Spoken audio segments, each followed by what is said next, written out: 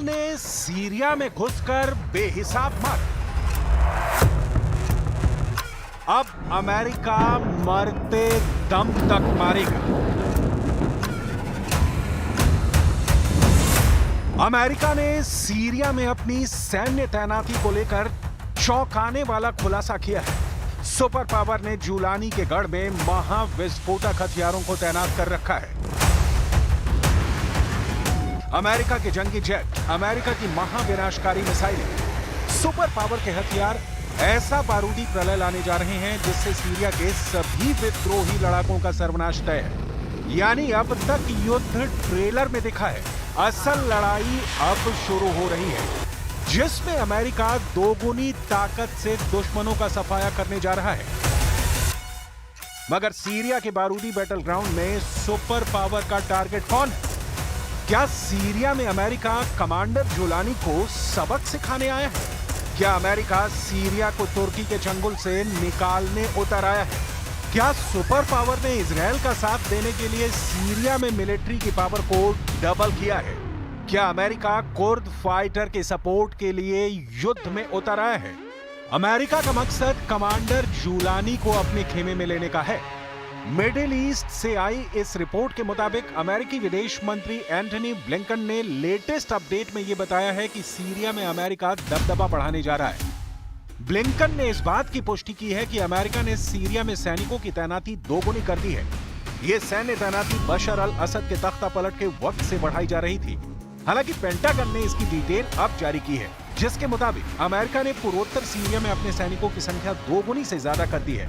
पहले सीरिया में अमेरिका के सैनिकों की संख्या 900 थी, जिसे बढ़ाकर 2000 कर दिया गया है। खाड़ी देशों में मौजूद अमेरिकी सैन्य अड्डों से सीरिया पर 24 घंटे निगरानी भी रखी जा रही है।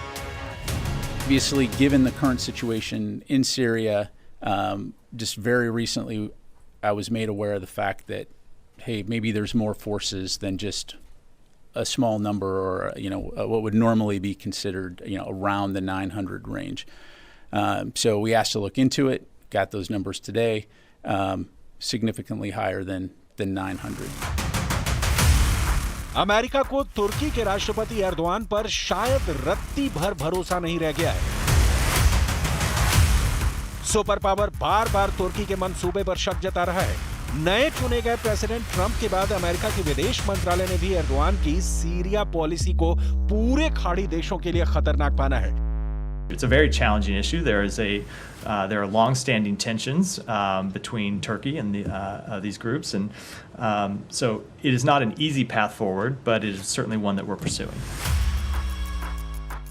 सीरिया में अमेरिका अपनी पकड़ मजबूत करने की सभी कोशिशें शुरू कर चुका है।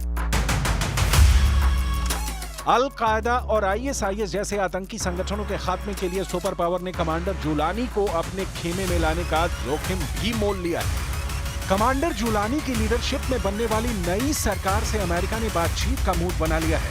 अमेरिका ने सीरिया में अपना डेलीगेशन भेजा है। अमेरिकी राजनयिकों का पहला ग्रुप दमिश्क में है, जो देश के नए नेताओं के साथ बातचीत करेगा और अमेरिकी पत्रकार ऑस्टिन टाइस के ठिकानों का पता लगाएगा। अमेरिका ने बताया है कि विदेश मंत्रालय की सहायक सचिव बारबरा लीव और सीरिया में विशेष राजदूत रहे डेनियल रेबेस्टेन अंतरिम नेताओं से बातचीत कर रहे हैं। अमेरिका कुछ शर्तें पूरी करने पर कमांडर जुलानी की नई सरकार को मान्यता देने के सिग्नल दिए हैं।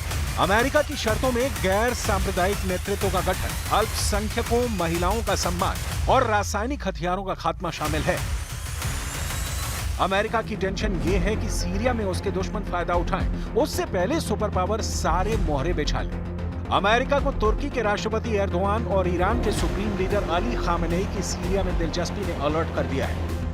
मिस्र भी सीरिया में इजराइल के खिलाफ बयानबाजी कर अमेरिका को परेशान कर रहा है। मिस्र के राष्ट्रपति अब्दुल्ला फतेह ने इजराइल के हमलों और कब्जे का खुलकर विरोध शुरू कर दिया है।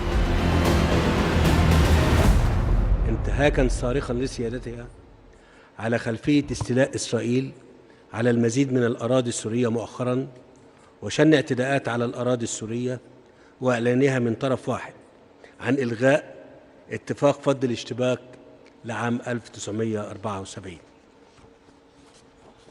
وتدين مصر بأشد العبارات تلك الممارسات وتؤكد دعمها التام لوحدة واستقرار سوريا وسيادتها وسلامة أراضينا. सीरिया वर्ल्ड वॉर का एपी सेंटर बनता जा रहा है। एर्दोआन ने कुर्द लड़ाकों का खतरा बताकर पहले ही सीरिया में सैन्य तैनाती कर ली है। तुर्की समर्थित सीरियाई लड़ाकों और हयात तहरीर अल शाम ग्रुप ने कुर्द इलाके पर कब्जा करना भी शुरू कर दिया है। अमेरिका की टेंशन सीरिया की जेलों से रिहा हुए वो खूंखार लड़ाके भी हैं जिन्हें बशर ने लंबे वक्त तक कैदी बनाकर रखा था। कमांडर जुलानी ने बड़े स्तर पर जेलों में बंद फाइटर को आजाद कर खत्म हो चुके कई टेरर ग्रुप में जान फूंक दी। There are a number of groups who are operating on the ground in Syria now who are combing through former prisons, former detention sites, gathering as much information as possible. They are providing that information to us and we are chasing down every lead, but I don't have any update. विद्रोहियों के बढ़ते खतरे को देखते हुए America ने Israel को शह दे रखी है। नेतन्याहू आर्मी सीरिया में हर गुजरते दिन के साथ आगे ही बढ़ती जा रही है। रूसी समाचार एजेंसी स्पुतनिक ने बुधवार 18 दिसंबर को सीरियाई सूत्रों के हवाले से जानकारी दी कि सीरिया के कुनेत्रा सूबे की सभी रणनीतिक पहाड़ियों और सैन्य चौकियों पर इजरायल ने सैनिकों की तैनाती कर ली है। इजरायल आर्मी ने बॉर्डर पर अल्फा लाइन को पार करने के बाद बफर जोन और हरमोन पहाड़ पहले ही जीत लिया था। स्पुतनिक की रिपोर्ट में बताया गया है कि इजरायल ने कुनेत्रा के 95% हिस्से पर कब्जा कर लिया है। वहीं हिजबुल्लाह से जुड़े लेबनानी मीडिया आउटलेट अल मायादीन ने दावा किया कि इजरायली सेना का सीरिया के लगभग 440 वर्ग किलोमीटर क्षेत्र पर कब्जा हो चुका है। सीरिया में इजरायल को मिल रही कामयाबी के पीछे बशर अल असद के दिए सीक्रेट्स को माना जा रहा है। तुर्की के अखबार हुर्रियत ने सनसनीखेज रिपोर्ट में दावा किया है कि बशर अल असद ने रूस भागने से पहले इजरायल से बड़ी डील कर ली थी। डील के बदले में बशर को आसानी से रूस भागने में इजरायल ने कोई अड़चन नहीं डाली।